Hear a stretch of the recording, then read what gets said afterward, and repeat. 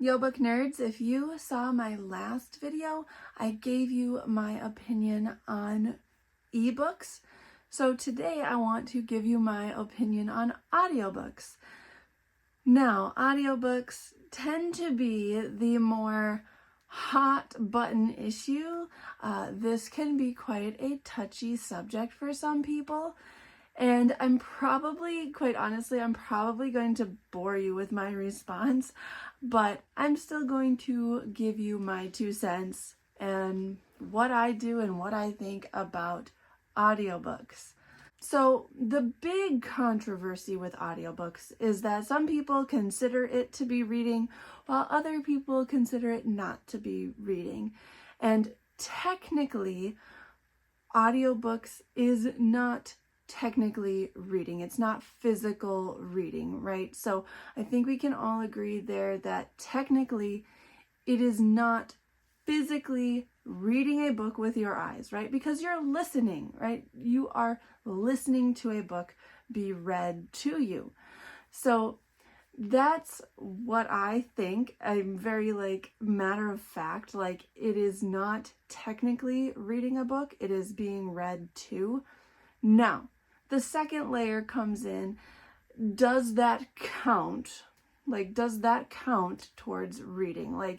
If you have a Goodreads, does having an audiobook count towards your goal for the year or whatever? Does it count as reading? And I think it counts. Quite honestly, I don't really care if you count it or not. It's up to you. And I don't see why it wouldn't count, in the sense that we are still consuming the same story. Personally, I don't do audiobooks. I can not focus. I have to be physically reading the book to get my mind to focus on the story. I can barely listen to podcasts, guys, without zoning out and having to replay things, because if I'm not actively doing it, and reading with your eyes, physical reading is an active thing, right? I get too easily distracted. That's just me personally. I can't listen to a book, so I don't do audiobooks. Other people have the opposite going on, right? They can't physically focus on a book, but they can actively listen to a book very easily. If you can do that, that's awesome. I can't. I don't have the attention span for that. I can't sit down long term and listen to something. I have to be doing something. But anyway, back to what I was saying. We are both consuming the same story, right? So if you want to count that, count it in whatever way, I don't have a problem with that. We're able to talk about the same story if we've both consumed it in some way, shape, or form, right? It's fine. I think people get freaked out over things, and they should just be chill. Who cares? It's not that big of a deal, guys. It really isn't that big of a deal. Obviously, there are differences between physically reading and having an audiobook, right? I've kind of hit on it a little bit. There are different skills involved. Some different skills, right? To read a physical book, you have to focus on the page. You have to have decoding skills with letters and words and sentence structures and things like that. We could get into all the science behind that, but you have to be able to physically put the words on the page.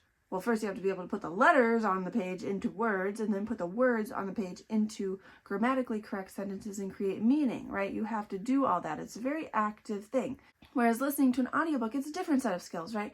You have to actively listen. You can't be like me and zone off into space and think about other things, right? You have to actively listen, and you have to still be decoding what you're hearing, right? It's just coming through your ears instead of through your eyes.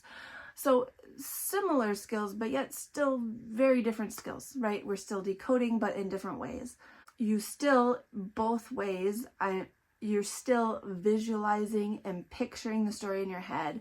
And again, we can still sit down and have a discussion about the book, right? About the content.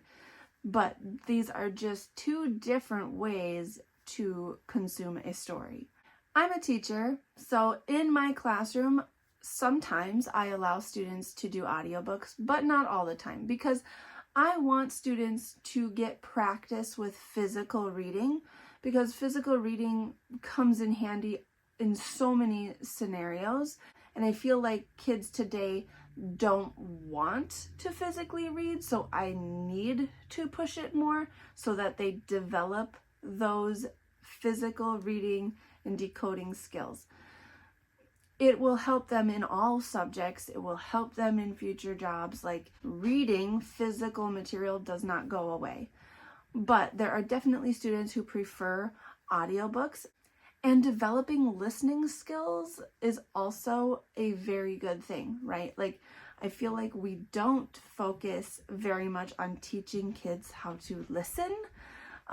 It's hard for even me to listen to an audiobook, right? So like, developing listening skills is also valuable. It's just finding that balance. So I let my students do audiobooks in some situations, and then in other situations I have them physically read something. So it's, again, just a balancing act. Yeah, book nerds, I wanted to clarify something. I was editing and I just wanted to get this idea added in here. I think that a lot of my students want to do audiobooks because they think it will get them out of reading. And then if I let them do the audiobook and they're not actively engaged and they're not actively listening, they don't understand the book and they don't do well on the test. So like, or they don't do well on whatever assignment comes next, right? So I think that there's this misconception that with audiobooks, you don't have to actively participate in consuming that story, which is false. If you are not actively listening and not decoding and not visualizing the story, you're not going to understand it. Just like if you are not actively reading something, you're not going to understand it. So both forms, when done correctly, are active and they take work, right? You cannot just put something on and kind of listen to it while you do other things or zone out and expect to retain information. So I think that feeds into this idea that audiobooks are easier than physical reading. And in my opinion, that's just not true. Both, you need to be actively participating to, whether it's physical reading or audiobooks, you need to actively participate to consume the literature. If you think it's just going to happen passively, no matter which form you choose, it's not going to work. So I just wanted to add this little note in here. And now back to past me. I also just am constantly trying to get kids away from technology because technology is everywhere and it's just a constant battle with the technology. So physical reading, takes away the technology, and I think that that's why I still also lean towards physical reading in the classroom, but audiobooks are great. And I'm a parent, and in my own house, like, my kids don't listen to audiobooks, but I read to my children, which is basically the same thing. Like, they're listening to me. I'm their audiobook. Like, I read to them, they listen to me, and we consume a story together.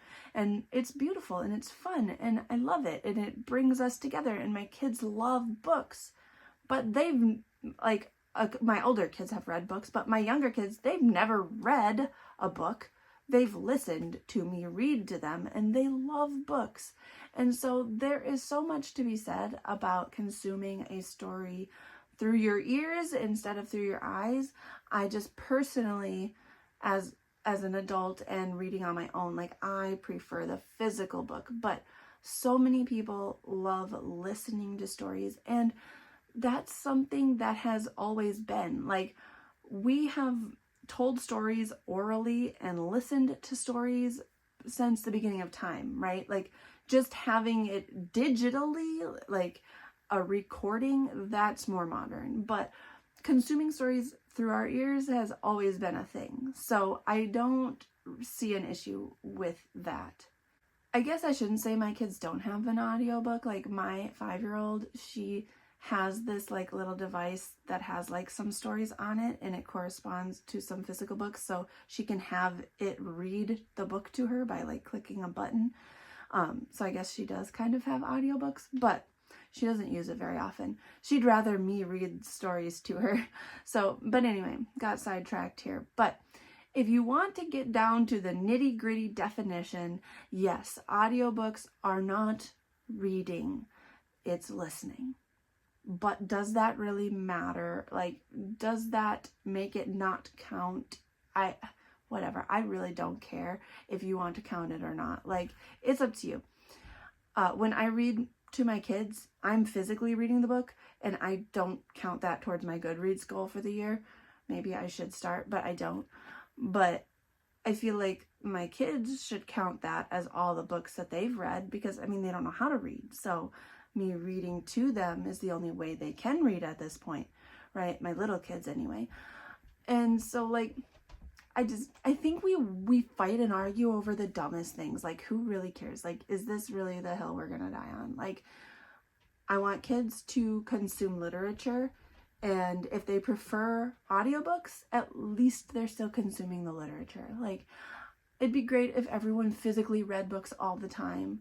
Obviously, I love my physical books, right? I've got them all around, and that's what I do, is physically read. But not everyone's the same as me. And that's fine, right? That's fine. And so that's my 2 cents. Probably not the take you were hoping for. You probably wanted me to pick a side and argue. Like, I really, like, technical terms, yeah, it's not reading. It's listening. But does that matter? I really don't think it does. I really don't. As long as you are consuming literature and you are enjoying yourself, like, that's really what it should be. You should enjoy these stories. That's why we do this. Otherwise, why are you doing it if you're not enjoying it? Anyway, I'm done rambling here. That's all I really wanted to say about audiobooks. Let me know in the comments if you physically read books, or if you audiobook, or if you do a combination of both. Some people prefer like immersive reading, which is where you read the book and listen to the audiobook at the same time, which I kind of do in my classroom sometimes, because I will read a story out loud and have students follow along. Like there are so many layers to this. Like, do you do that? That's another thing to talk about. And that has value too, immersive reading, because, right, whoever's listening and following along, they can see the words and hear them pronounced, and like, it's great. Again, getting sidetracked, sorry. Let me know in the comments if you do any of these things. I would love to chat with you more, and I will talk to you next Monday. Hit that like button and subscribe. Thanks for talking books with me.